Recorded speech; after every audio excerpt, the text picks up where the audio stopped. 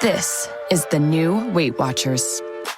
It works for members like Jojo, who's learning simple, healthy habits, Sharia, who's making progress with meds, and Kim, who still gets to eat what she loves. For over 60 years, we've helped millions of members find what works for them. Now, it's your turn. Watch your life open up. Watch your story shift. Watch what you're capable of. Watch it work. Get started today at WeightWatchers.com. Every team, every topic, everywhere. This is Believe.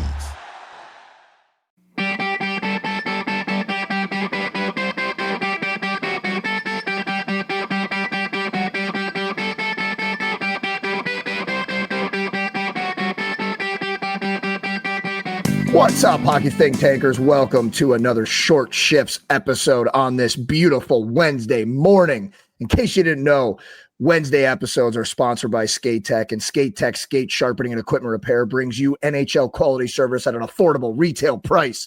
With over 23 years of sharpening equipment, customizing experience, Skate Tech serves as your personal equipment manager, providing the highest quality skate sharpening, blade profiling, team uniforms, and equipment alterations available on the market today. Let Skate Tech help you take your on-ice performance to the next level with the edge of pros trust. Check them out at skatetechsharpening.com. Oh, we got to clip that and put that on social media. That was so good. You know who you looked like? You looked like Ace Ventura. Oh, that's exactly what I was doing. And my wife just came downstairs and said, "Hey, get down a notch. Sophie is napping." So I went a little too hard on that one. Mommy. You know, it's funny. Sometimes she's like, I feel like the podcast gets the best version of you. Like you're like, you know, like just the energy and all that kind of stuff. She's like, sometimes I want that energy in the house, you know? Well, I've been sitting here drinking coffee for the last hour and a half. So I'm up. All right. So it is Short Shifts Wednesday, which means I have a topic. And you know what? You need to come up with a topic here pretty soon. We need to go the other way. You're the captain of the ship. No, but like I would like to just be co-pilot at some point here. You're the captain of the ship. Today. I'm the talent. I bring the talent. You bring the captainness. Oh, God. All right. Anyways, today you have no idea what the subject is, but I'm going to go. You know what? Should you blah, blah? Who cares? All right, you're gonna do it next time. You got the next month. Or let's do October. Vex has got October. You got all the months. I'll do October. Okay. Anyways, so the topic for today, Jeffrey J. Hulavecchio. I'm interested in what you're gonna say to this one, but I want to talk about where to shoot to score. Where on the goalie to shoot to score. And obviously there's a lot of different things that go into that, and there's a lot of different ways that you could probably take this. But let's talk about some goal scoring, and let's talk about where to shoot to score goals. So thank you, Scott Jorgensen. I don't know if you remember that Will Ferrell episode, but anybody who does is laughing right now. Thank you.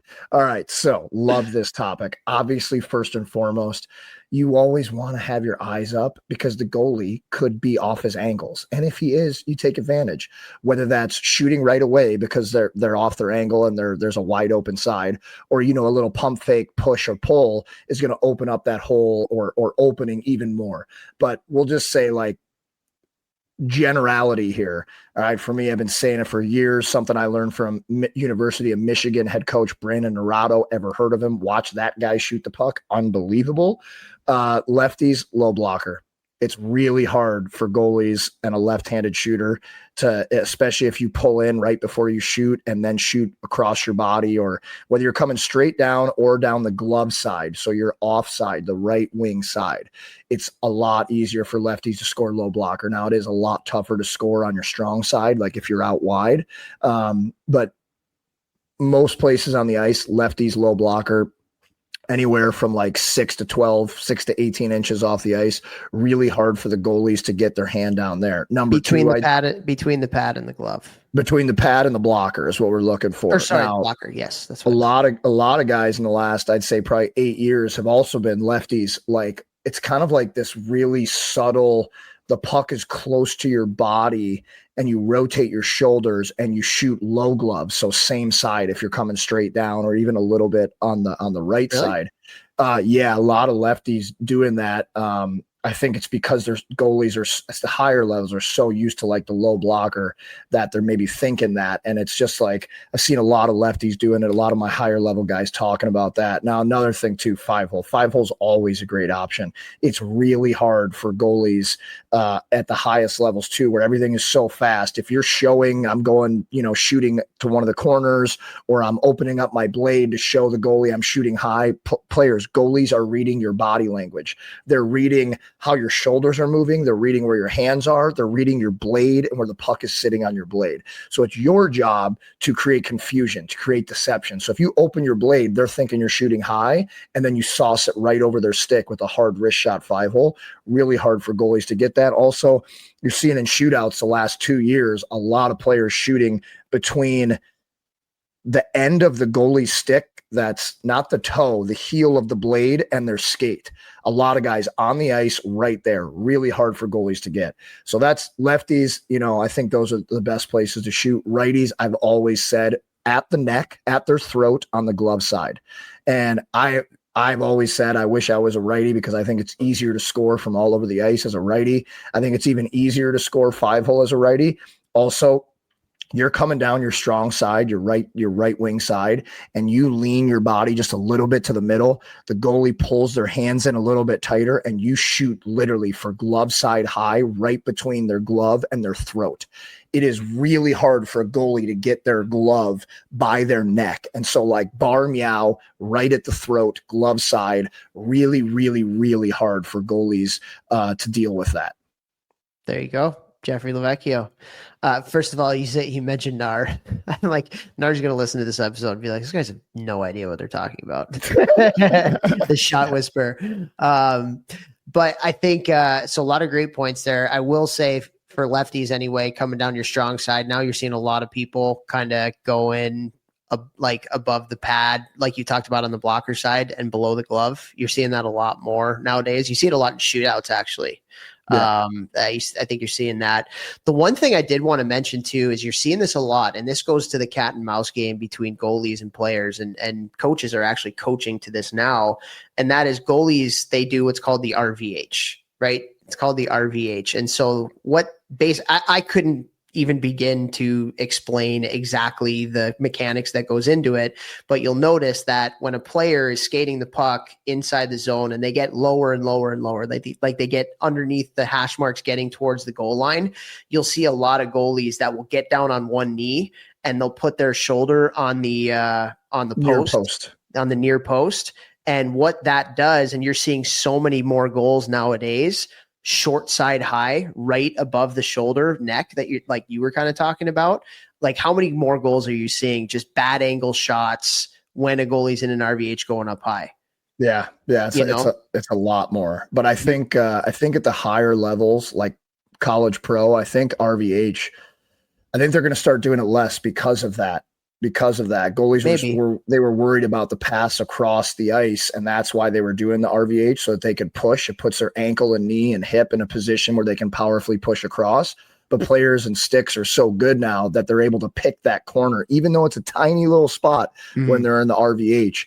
And I think also the RVH is just terrible for goalies' hips, knees, and ankles. So I think at the higher levels, you're going to see the RVH. They'll still use it, but they're not using it as much. And they're going to go back to the traditional VH, which is body against the post, not kneeling down and leaning over where they can't really do anything to get there. But yeah, when you see these goalies like in these bad angles, like if they're being taught things where they're leaving holes, like I've always loved bad angle shots personally, because I always say, like, if you don't score, as long as you hit the net, it's going to be a rebound, because a bad angle is really hard to control the rebound if you put it off them in the right spot too. Yeah, that was actually another thing that I had, was like when to shoot to score and when to shoot to provide an opportunity for the next player to potentially score. So if you're in like the scoring area, you're in underneath the top of the circles, you're in between the dots, or you're right around the dots, like shoot to score, man. Like absolutely shoot to score. If not, just get it on net. get it on net, put it in the goalie's pads, hit the net, give a player on your team an opportunity to get a second chance opportunity. And the other thing too is like, when you think about where goals go in, a vast majority, and this is for the kids, which kind of sucks, but most of the goals that go in are low. They're not high. Dude, I never shot high. I know you shot high. Yeah. I always did. That's probably why I didn't score very many goals. But also, like, I think when you think about that, like, it's a lot easier to get rebounds shooting off the pads. Like it's called a pass off a pad for a reason, and so yeah, shooting low and creating second chance opportunities is important. Now, if you get in the scoring area, bury it. Absolutely bury it with every fiber of your being. And I don't know about you, but like I was always taught kind of growing up, like look at the net, not the goalie, so where's the net kind of thing. Yeah. So yeah, but what you said about changing the angle and the deception and the angles of where you're coming from, I think all that stuff's really important too. So, and I'll finish with this because we're out of time now here with the 10 minutes, but guys, ask your goalies. Your goalies, what do you see out of me? When I score on you, why am I scoring on you? What is hard for you when I score? And also ask them, when do you make the save look easy? What did I do? What am I showing you? What are you looking at? What are you seeing that makes you have the ability to save it so easily? I'm telling you, when I started doing this in college, it changed the way that I thought about shooting the puck and what I was doing right before I shot the puck with my shoulders, my hips, my nips, my hands, everything. So like, talk to your goalies, learn from them, and you're going to make each other better. Boom. 10 minutes are up. Time's up. Share the show. Score some more goals, baby. Let's go. LA.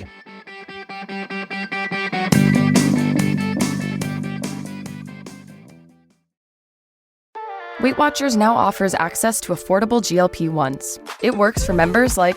I'm Haley, and I've lost 100 pounds. Weight Watchers has everything I need, from weight loss medications to nutrition support and help with my side effects. It's all in one place. Weight Watchers handles the insurance for you and offers affordable cash pay options. With our program, our members are losing more weight with expert nutrition and side effect support. I'm Mike, and I've lost 135 pounds. Weight Watchers prescribing GLP-1 medications. It's been life-changing. I'm Sharia, and I lost 80 pounds on Weight Watchers. I realized that it would take more than a prescription to lose weight and feel good on a GLP-1. Better results, expert support, lose more weight, make it last. I can't imagine doing a GLP-1 without Weight Watchers. Get started for as low as $25 at weightwatchers.com/GLP1. For over 60 years, we've helped millions of members find what works for them. Now, it's your turn. Weight Watchers. Watch it work. If you like the show, please take a moment to rate, review, and subscribe. It really does help the show to grow. Thank you for listening.